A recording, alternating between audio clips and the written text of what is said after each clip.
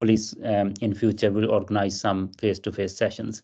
Now this talk uh, is gonna be is very interesting because all of you see these patients quite regularly. The patient who have hip replacement doesn't hurt, um, ideally, or it should not hurt. That the hip replacement is one of the best operation. It's called operation of the century. And if you have a hip replacement or your patient have a hip replacement and that is painful, if it has been there for like 30 years or so, then it makes sense. But it is if it is fairly done recently, then it should not hurt unless there is a problem. And diagnosing a painful hip replacement can be a challenge because sometimes thing looks absolutely fine just when you look at the x-rays, but patient is not happy.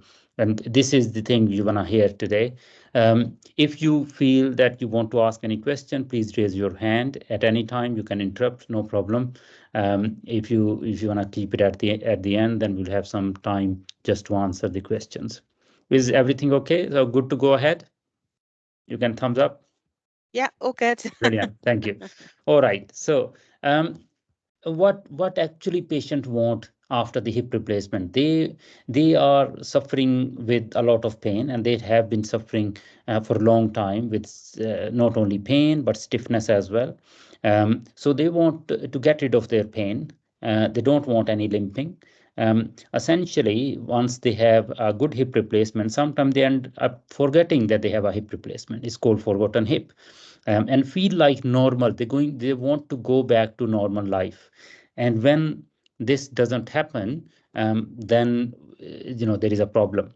Before we go to the painful hip, we need to see what are the principles of the hip replacement that will lead to a successful hip replacement. Yeah, and if we don't meet those principles, then there will be a problem.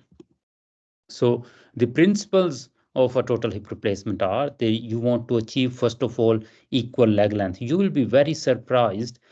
Patient feel leg length difference significantly. Even couple of millimeter, they will come to you and say it doesn't feel quite right. Imagine you are walking and you have are wearing a different shoe, even same size but different shoe. You don't feel normal. Having a little pebble in your foot, you will not feel normal. So normal leg length is absolutely one of the crucial thing. You know what is the highest rate of litigation after hip replacement? That is the leg length problem. So that is the most important factor for litigation. So that is main important thing. So after the hip replacement, one of the main principle is to achieve normal leg length. The normal offset. Now we will discuss in next slides what offset is, but essentially what offset is, if you draw a straight line into the middle of the femur, and if you take a vertical distance from the center of the head, that is called offset. Now, why is it important? Because if you increase the offset, the muscle tension which will be more, and the structures which are on the lateral side, like ITB, they will be very tight. And the patient will come to you and say, it hurts on my outside of my hip. I can't sleep onto that side. So it is important. The other thing is, if you decrease the offset, then the muscle tone will be lost, which means patient can end up limping. Um, and sometimes they can have like something called ischiofemoral impingement. We will discuss that in a minute. Now, normal center of rotation, again, if you put your acetabular component slightly higher, then which means center of rotation will be higher as well, and you can't really match it. And if you want to match it, then you have to increase the offset. And if you increase the offset, although you may be able to get the equal leg length, but patient will hurt on the lateral side. And normal soft tissue tension like abductor tensions. Yeah. Now, if you see this x-rays, this patient had a hip replacement. Yeah. Now, what can anyone see what problem this patient have? Like, so this patient have a hip replacement, you can see there, but see what the offset is. See the distance. So the easiest thing is to see from the ischium. Can everyone see my cursor? Yeah, okay. So distance from ischium to the lesser trochanter. See this distance and see this distance. So it's massively increased offset. Yeah.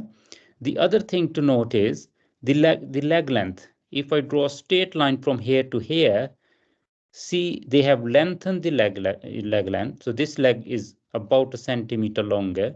The other thing, increase the offset again about centimeter or so. So this patient will not be a happy patient, although by looking at the x-rays looks that this is a nice hip replacement. But when you look carefully at the hip replacement, whenever in your practice patients come to you and you are looking at x-rays, my advice is don't only look at the bones, yeah, or don't only look at the components. Just imagine what soft tissues are around, yeah, and what is happening to the soft tissue. That will tell you what is actually why the patient are complaining what they are complaining. You will be a very good clinician if you look at the soft tissue along with the bones, because bones may look fine, but the soft tissue may be a problematic. Now, let's go through that long list of painful hip replacement, and then we'll discuss each of them. First important thing, when patients come to you to physiotherapy or somebody saying my hip is painful, it's always a good idea to go back and ask about the indication for the operation, why the patient have a hip replacement to begin with. Yeah. um, the Generally speaking, the patient who had a total hip replacement for fracture neck or femur, they are not very happy to begin with. Why? Because they were not in pain before they had a fall. So, when they are, although they may be like youngish patient between 50 to 70-year old, they were not in pain. So, and you end up doing a hip replacement for them, which means it will be painful to begin with. On the other hand, the patient who had hip replacement for arthritis, they have been in pain and suffering with this stiffness for a long time. So the moment you do your hip replacement, the next day you go and see them, they are so grateful because their arthritic pain goes away immediately. So you need to see why the patient had a hip replacement. Going back, looking at the x-rays before the operation will be really helpful. Whether this was a vascular necrosis, whether patient had some kind of a rheumatoid arthritis or inflammatory arthritis, why is that patient had a hip replacement, and that will guide you why the hip is painful now. Infection, again, is a very common thing. It's one of the very common causes of hip revision surgery. X-rays may look fine, but when you look closely, and I will show you in next few slides what to look for when you are suspecting an infection. Patient will not be symptomatic apart from the pain. He will say, I never had any temperature. I have no problem. My wound is fine, but it hurts whenever I walk. So it may well be very subtle changes on the X-rays. Um, Ileoceous tendinitis, again, very common. They will come and we'll discuss about what symptoms are there. Abductor deficiency, especially abductor deficiency is very common or relatively common in anterolateral hip approach.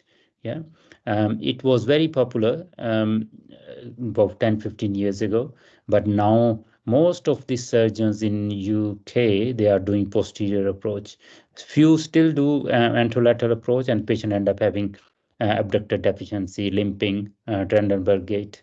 Trochanteric bursitis or tight ITB, again, this can cause significant problems.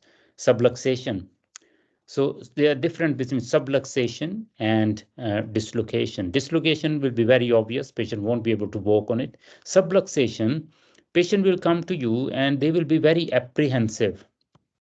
They will say that in certain position, I feel that it's going to come out. It won't be a frank dislocation, but they will feel that it's going to come out. Again, prosthetic impingement can happen between component and the soft tissue around it. Leg length problems, fractures around this femur or around the acetabulum. Again, we'll discuss that in few next slide. Polywear, atrenosis, and non-orthopraxy. It can be totally irrelevant to the hip. And then I'll show you in the end what does it mean. So infection, that is the approximately 1 to 2% risk in both hip and knees.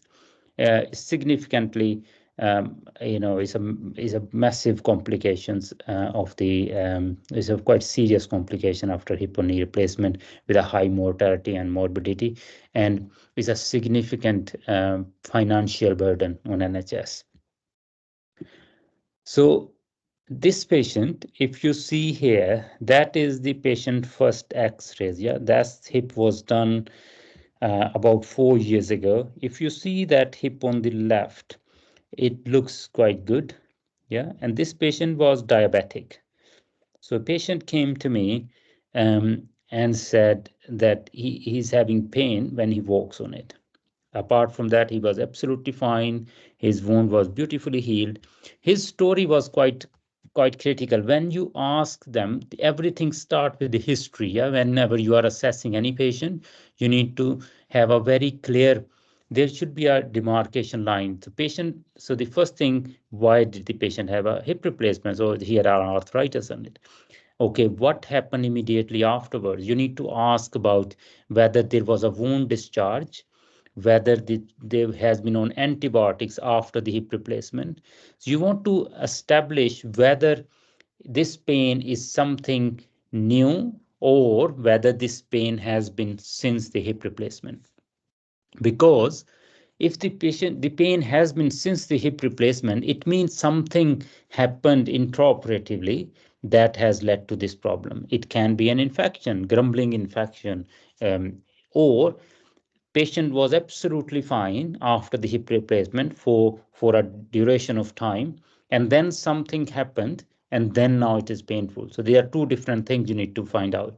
So this patient came to me and he said, I was absolutely fine after hip replacement, no problem.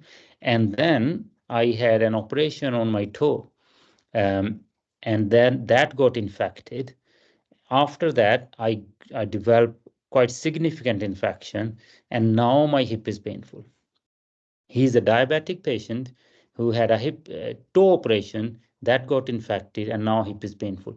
So when you making a diagnosis, it's like a jigsaw. Yeah, you need to have a good one part of jigsaw is your history, other part is your investigation um, and examination. When you mix all of them, it should make a lovely picture of your diagnosis. And if it does not, then it means you are missing some jigsaw puzzle, a part of it. It can be an MRI scan, can be more investigations. Yeah. So his history was very clear. So his hip was a happy hip until he developed that infection in the toe. What happens whenever you have a prosthetic, whether a hip or a knee, and if that component is slightly loose, it can be loose because it has been there for 20 years or so, or it can be loose because it has been put undersized. So if this hip, if the femur component, which is it's an uncemented hip, which means if I don't size it correctly, I may put a slightly smaller size in. And if I put a smaller size in, it will toggle a bit, which may not get noticed on the X-rays, but it's a micro movement. And whenever you have any bacteremia, these bacteria, they go and hide in those movement areas, and they started to multiply and then cause infection. So if you see, compare this X-ray with this X-rays, that is X-rays after he started to have pain. If you see here, there is some loss of bone here. Yeah, it was quite good bone here, but you can see there is a bit of loss of bone here. So that was significant. Having mixing the history, this patient will come to you if the problem is on the femur side, they will say it hurts in the thigh. Yeah, if the problem is on the acetabulum side, they will come and say it hurts in groin. They won't say. And we'll discuss what actually is something called startup pain. Yeah, they will say when I start getting up, it is painful. Yeah, when I start walking, it is painful. When I walk for a little while, pain get better. So why? Because whenever you start walking, the stem is a bit wobbly. Yeah. And then and that is painful. The moment patient walk a little while, the stem sinks down and settles down there, and then it becomes painless. So it's called startup pain. That is very typical for femoral loosening. So going back to our case, so we got this further investigation. This is a SPECT CT, and you can see it lit up here. So this was a significant periprosthetic joint infection. So I took him to theater. So I took everything out. I did him a single stage revision surgery, took all of that out. And this is a cemented C-stem. I put antibiotics in it, and these are the what you can see is antibiotic beads in it. It has particular sensitive, so we aspirated it. We know what the bug was, and we treated him as a single stage. He is now about 6 months down the line. He's infection free of the antibiotics. The success rate after the prosthetic joint infection is very low, but I'm glad that in Warwick is quite good. We treat them. It's a multidisciplinary team. We involve the microbiologist, and I have a close link with them. So we whatever bugs we identify, we treat them accordingly and give the antibiotics. So my protocol is I give normally about 6 weeks of IV antibiotics, 6 weeks oral, and then monitor the CRP. So that is our. So this is the infection. So the most commonly you need to rule out is the infection. And the thing to see whether there's any lines across the femur, any loose line there or around the acetabulum. Sometimes you will see a scalping. I'll show you a couple of X-rays in these slides. You will see there is a scalping. There will be a radiolucent lines there, and that can be very characteristic of infection, like this one. Ileoceous tendinitis is a relatively common thing. You probably would see a lot of those patients in your practice who will come to you and they will say they have a hip replacement, but it hurts in groin. So the iliopsoas tendinitis, the iliopsoas tendon comes, from the abdomen, right, come across the anterior part of the acetabulum and attaches onto the lesser trochanter. If you put an oversized acetabular component, that can impinge onto the iliopsoas. And when you ask the patient to lie flat and check the resisted flexion of the hip, it will be painful. So the thing to diagnose, how you diagnose it, essentially by you can do an MRI scan to see what is the iliopsoas tendon is actually, what is relation to the cup, but it may well be that sometimes the MR, because of the metal artifact, it does not give you very good picture there. The best thing is what I do is diagnostic ultrasound guided steroid injection. So that is one thing which you can do. If you clinical examination suspect that it's a groin pain with resisted flexion, then organize an ultrasound scan and then ultrasound guided injection into the iliopsoas tendon. And sometimes about 2 or 3 injections will be enough to make the pain better. I haven't seen anyone who had a revision surgery just for iliopsoas tendinitis. Sometimes what you can do in order to release it, you can do an arthroscopic iliopsoas tendon release. So put the camera inside the hip and just release that iliopsoas tendon. Iliopsoas tendon is not like a ordinary tendon. It is a muscle comes quite low down. If you release the tendon, there will be still muscular attachment. So patient will not lose any flexion of the hip just by releasing it, but acute tension will go away. Now, abductor deficiency. So this is the gluteus medius and minimus. So they are your abductors. So they will balance your pelvis whenever you walk.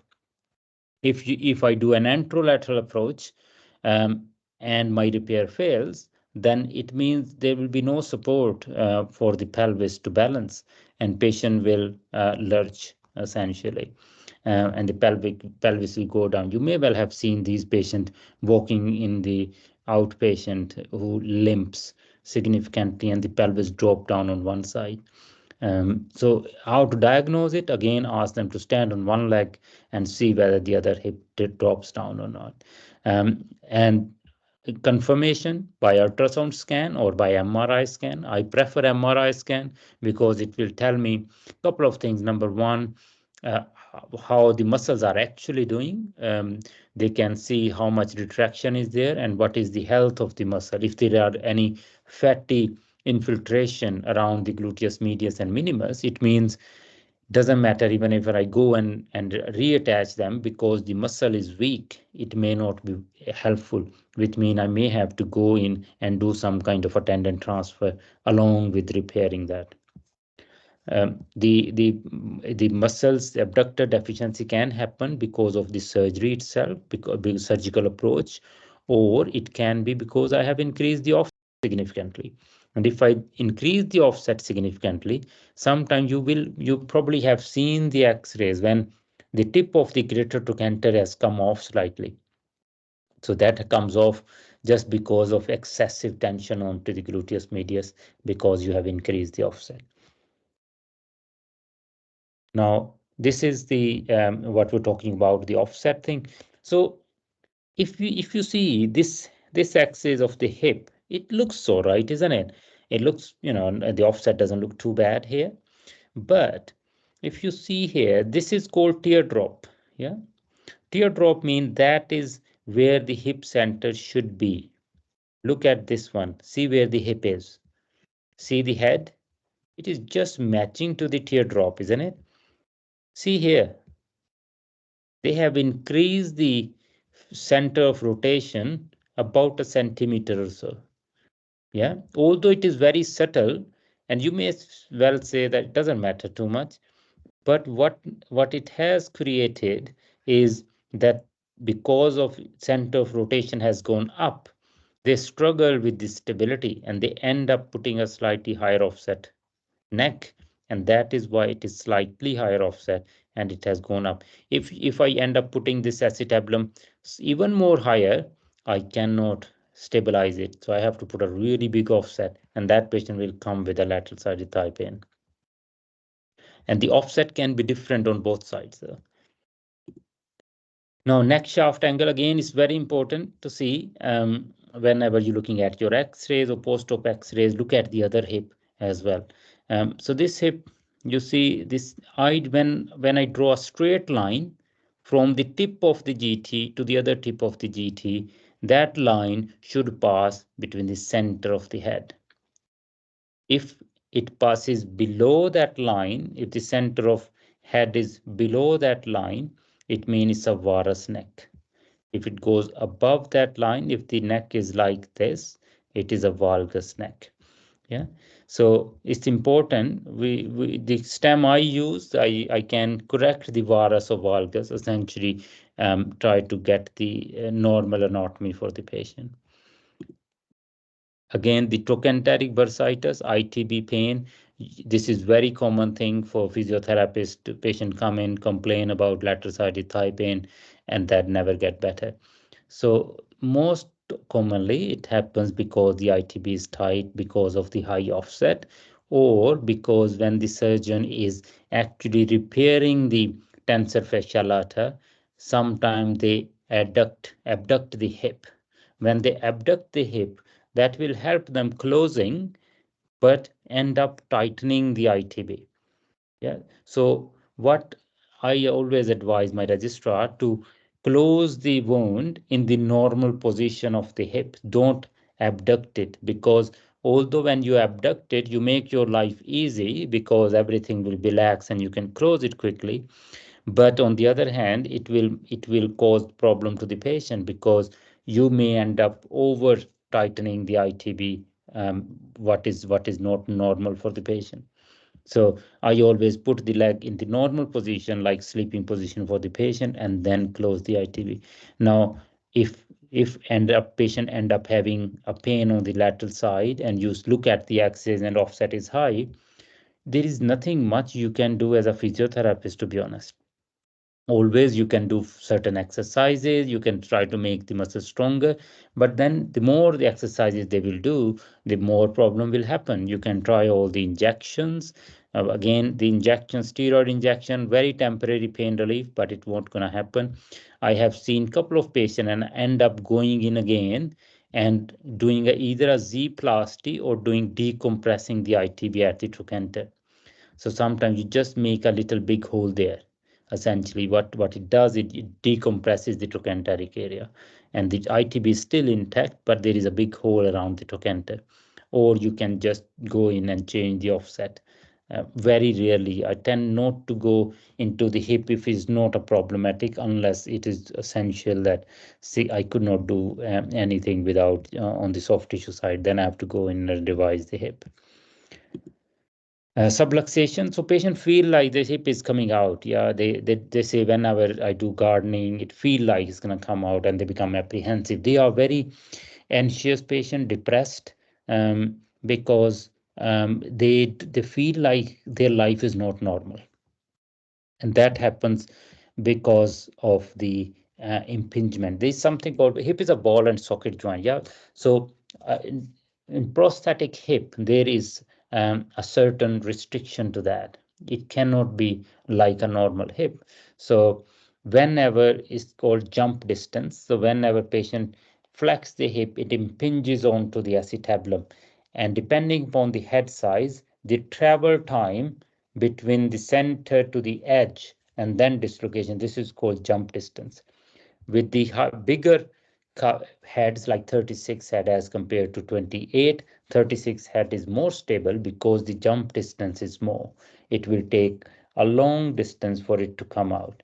On the other hand, if I put a 32 in or 28 in, it can lever out very quickly.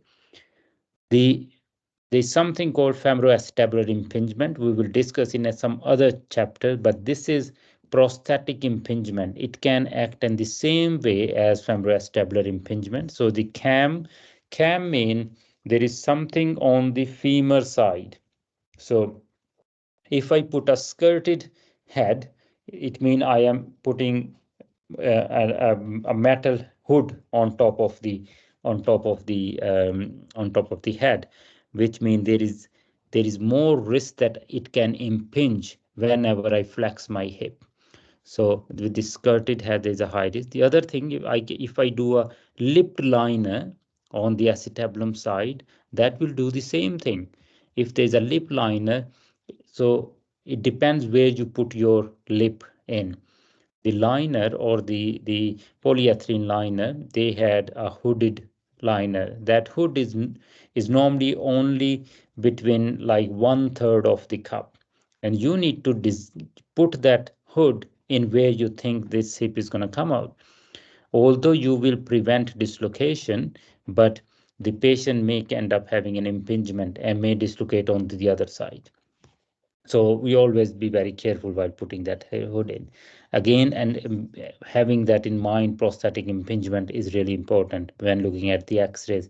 If you see a skirted head, you should understand that it may well be that it's impinging. Again, that is the range of movement I was talking about. So this is the small head, and you see it only give you about 110. If it's a larger head, it gives you about 135 before it started to lever out. Yeah. Shape of the stem. Again, if it is like that, it gives you more range of movement. On the other hand, if I make it really big, my range of movement will be very less. So compared to this is round. See, it's 110, and then it's going to impinge on the acetabulum. As compared to here, if I make it like a trapezoidal shape, it give me more range of movement. So it's all about what component designs is there, how you do what you do. Leg length problem again is quite a significant from 1 to 27, which is it's a wide range there. And it can cause all sort of problems in general dissatisfaction, loosening, dislocation, or early revision surgery. How to, again, the most common cause of litigation as well. When I see the patient in the clinic, I always measure it. They can be an apparent leg length problem or true leg length problem. Always look at the spine. Sometimes patient have scoliosis. A lot of our patients have degenerative lumbar scoliosis, and that can cause a problem with the leg length. Patient leg length, true leg length may be perfect, but it may well be apparent leg length problems. Yeah. So having identifying it before the surgery, you can not only set patient expectations and tell them, inform them, saying that's what it is, but it will help you intraoperatively and postoperatively as well. So if as a physiotherapist or a occupational therapist, if the patient come to you saying my leg feels that one leg is longer or shorter than the other one, always look at the spine. See what is happening to the spine, and patients, sometimes it is not actually a true leg length problem. It may well be just the apparent leg length problem because of the spine. Um, Up to about 2 centimeter, the pelvis adjust the leg length problem. So you can give them a shoe raise that will manage. If it is more than 2 centimeter, it's quite a significant difference, which means you probably have to think of going in and doing something about it. It may well be mean changing the femoral component. Patient normally cope very well with a slightly shorter hip or shorter leg length as compared to longer. They hate long leg. Short leg, about a centimeter, it doesn't bother too much to them, but long leg, they don't like it. And then you have to wait for the other hip to go away until you make it equal. All right, so now the fractures. So this is very interesting patient. That patient come to me after wandering around so many surgeons. This hip is about 25 years old, and this patient had a fall, and you can see there is a bit of fracture there. Now, well, that is the very visible thing to everybody, isn't it? That there is a fracture and that can be painful. Now, we manage these fractures normally without operation, and it should heal. But this fracture did not heal for a year. And why it did not heal for a year is to look here, what is happening on the hip. If you see here, this head is not sitting in the center of the polyethylene. Yeah. If you see the distance from here to here and here to here, this hip is 25-year-old. So the polyethylene has worn out. And what happens when the polyethylene is worn out? These micro particles, they get taken away by your osteoclast, yeah, or macrophages. And macrophages convert them into osteoclast, and they start eating away the bone.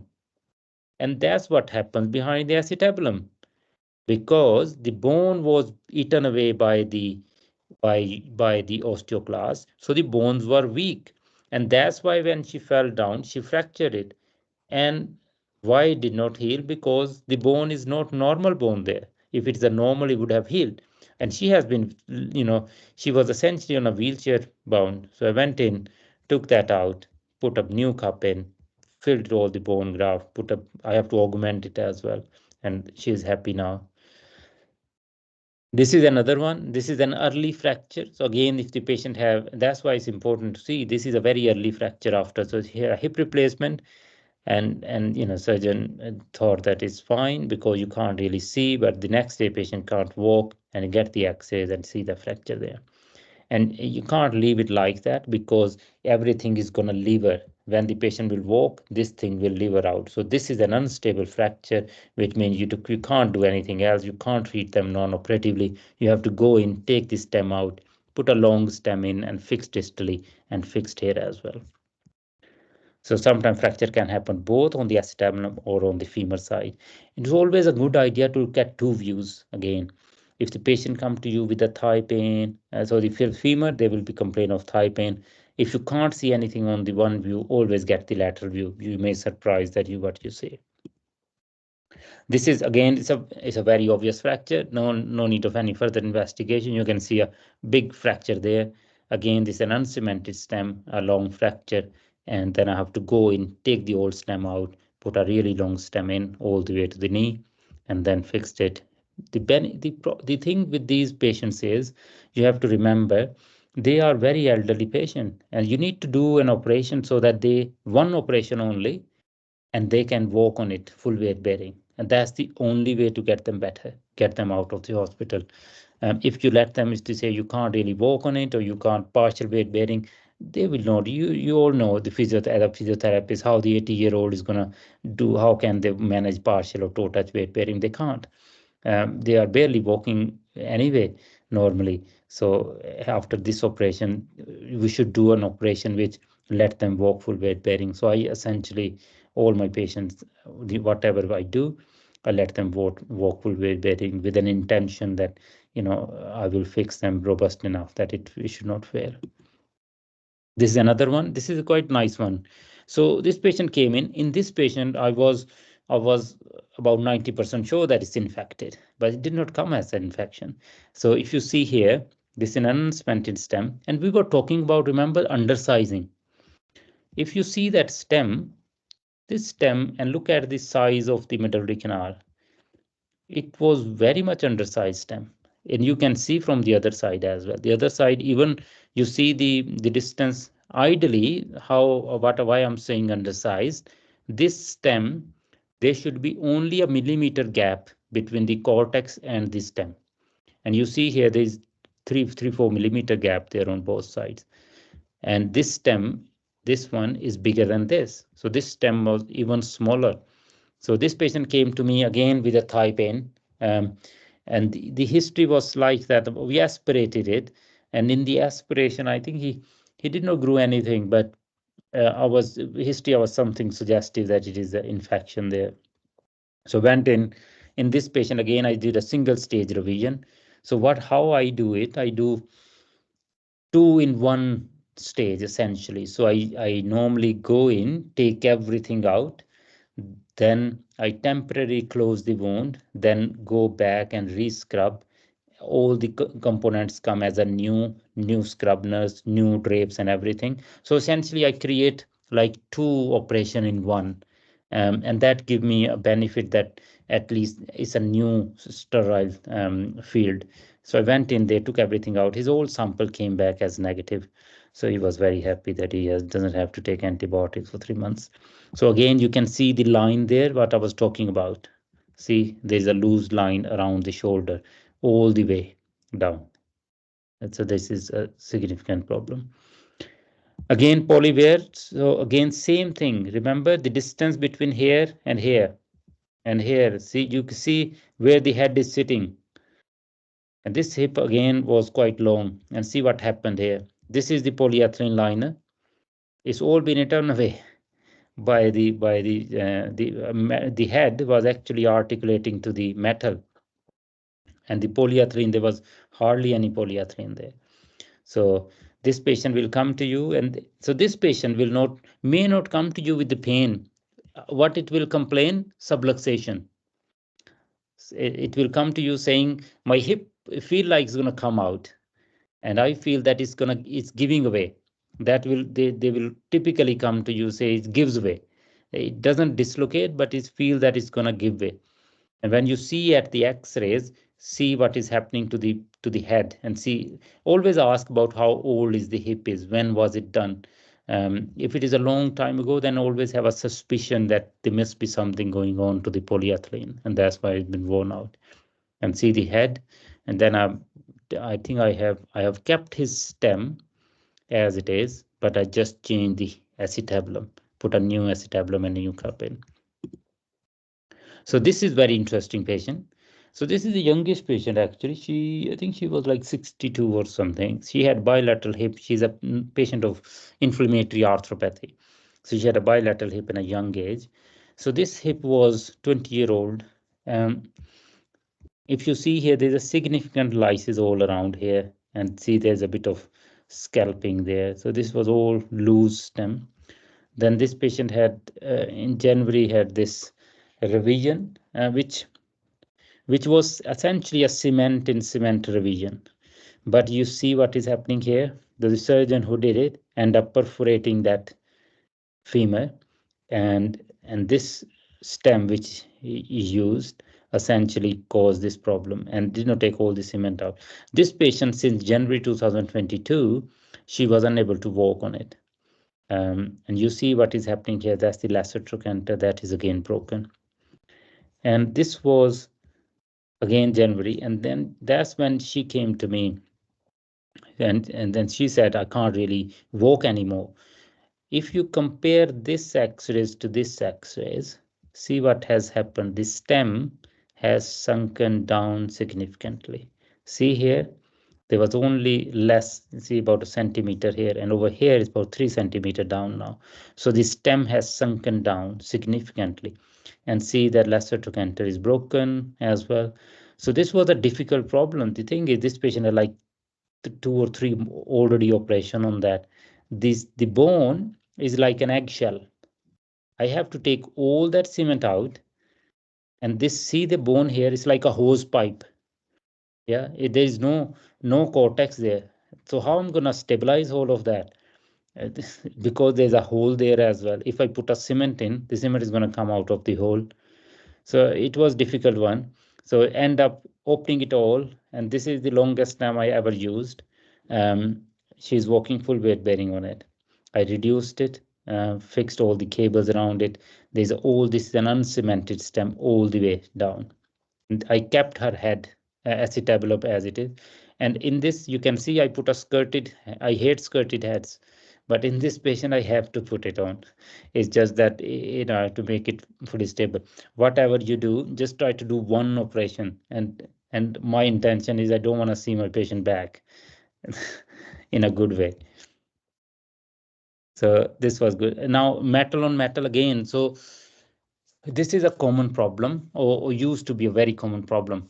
You may see patient who had metal on metal hip replacement and come with either a, they tend to go with all sort of people. I've seen patient going to general surgeons after metal on metal hip problems, because one of the patient actually came to general surgeons with iliopsoas abscess, because the metallosis caused, it's called pseudotumor, and that pseudotumor actually went into iliopsoas. So general surgeon think it's an abscess. They put a drain in and keep on draining black, and then they contacted us saying, "Oh, there's something else going on."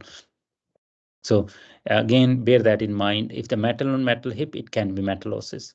So this patient again had a metal on metal hip there, came in with persistent pain, high metal ion level, went in, kept the stem in, changed all of that, and put screws in, and put a new. Essentially, this is the LVAL or pseudotumor there. Again, so where are we in terms of time wise? Oh my goodness. Okay. So here we are, non-orthoplasty related causes. You cannot blame our orthoplasty surgeon for everything. Yeah, you can blame them for something, but not for all of it. This patient had a lovely hip replacement, but then came with a lump. The trunnionitis. Do you know what trunnion is? Trunnion is the femoral stem end, and the head that goes on top of. This is called trunnion. If it's a metal on metal, it can cause wear particle, and that wear particle again get engulfed by the macrophages, convert them into osteoclast, and make a big pseudotumor. It is a relatively common problem with a metal on metal large side head. So initially it was thought that this is a metallosis because of trunnionitis. But when we got the MRI scan, you see that big lesion here and see here. So this end up as a soft tissue sarcoma, completely not related to the hip at all. End up we send that patient to Royal Orthopaedic, had DXC, and then still alive. And where we are, so 28. Oh well, that's it. I'm finished. I think these are the major causes of the painful hip replacement. And if there is anyone else who want to share something or want to say anything or ask anything, please feel free. Yeah, who is it? Is it Devesh? Let me see. Yeah. Fire away. Hi, Mr. I've just got a quick question. Yeah, sure. So I found that really interesting, really interesting. I just want to ask about a patient of mine. Yeah, sure. So he's had 2 hip resurfaces. Yes. They both weren't successful the way she wanted them, as she was trying to regain range of movement back in her hip, more external rotation to get back to sport. Now she's had the hip replacement. Yes. That she was hoping that was going to help with a bit more external rotation, which it did, but very limited, up to 20 degrees. Okay. They then decided to say, we're going to cut the adductor magnus to see if we can lengthen that. Okay. So that we've been doing soft tissue work on that, but we're not really making any significant change. Well, I don't know. I've seen how, to be honest, the way doing these very small kind of releases or resection, I don't think so it works. You may feel, because the problem can be much bigger than what you think. So I think in these patients, it's important to see why the patient, what is happening to the soft tissue around it, what the offset is look like. So, I'm more than happy. I don't know which patient, how long ago it was done, and whose patient is that? I don't know whether I'm allowed to ask, but you can always contact me later on and we can discuss that. If I can contact you, that'd be great. Yeah, of course. Yeah, I'm very happy to help anytime. You have my email. You can email me, or you are based at Nuffield, is it? Yeah, the Rugby Nuffield Health Gym. Okay, I can forward on your email address. That's absolutely fine. Yeah, no problem at all. Fantastic. Good. Okay, thank you. Any other questions? If anyone would like to take their self off mute to ask a question, can just say anything. I feel like everyone is either sleeping or get bored so much. It's getting late in the evening, I'm sure everyone. I know, I'm sure everyone. Yeah. So, did you guys enjoy it, or do you think it was a rapid fire, or it was okay pace?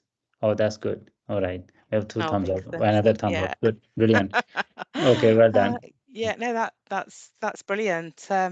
Thank you. I've posted the link at the side in the chat function. If you could all leave some feedback for the hospital and Mr. Ud-Din, that would be brilliant. Big thank you to Mr. Ud-Din, because he's rushed back from Newcastle today to get back and give this evening's lecture. So thank you, Mr. Ud-Din. I really appreciate that. So if there's any more questions, then please ask now. Lots of comments. Fantastic. Thank you. Thanks. Very informative. So brilliant. Welcome everyone. Thank you very much for attending. And I'm more than happy if you guys want me to organize any more topics which of your interest, please let me know. And we can do face-to-face, we can do online lectures.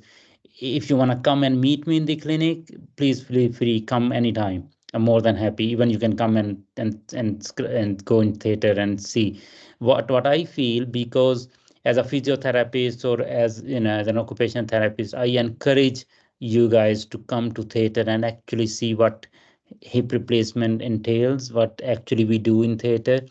Because then whatever you say to the patient, it makes sense, and then you can say, okay, why is it painful there and not here? You see actually happening there, and then it will make a lot of sense to you and to your patient. So please let me know whenever, if you want to come into Warwick or Nuffield or wherever. I'll be more than happy to help you. Okay. Yeah, if you do have any topics that you'd like Mr. Ud-Din to cover, then pop it in the feedback, or you can send that over by email, and we'll be happy to help with any future lectures. So I think that's everything. So we'll be finishing on time this evening. CPD certificates will be sent over the next couple of days, along with the slides and the recording. So thank you very much, everyone. Thank you for attending, and thank you, Mr. Ud-Din. Have a good evening, everyone. Good night. Thank you. Bye. Good night. Have a good night.